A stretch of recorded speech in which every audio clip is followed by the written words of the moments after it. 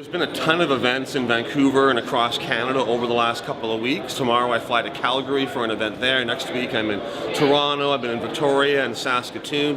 But this event is a bit different. It's more of a business event, more of a conference.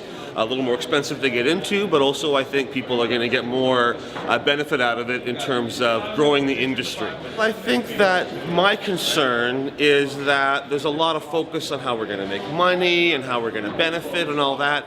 And this has been addressed here, that there still needs to be a real serious focus on stopping arrests, getting people out of prison, ending prohibition. And what bothers me about the Liberals' move towards legalization is that those issues aren't being talked about. There's no acknowledgement of the harms of prohibition, of the damage that has been done by these laws over the last century, that cannabis prohibition has no scientific or social basis and really was formed out of ignorance and racism at a time that we should be passing on, losing those things in the past and moving on to a better future.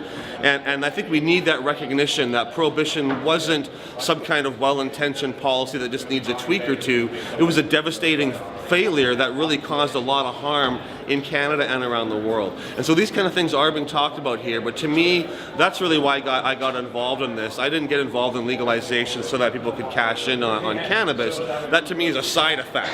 And the real thing we should be focusing on is ending prohibition, ending the harms caused by this 100-year war on cannabis and cannabis users.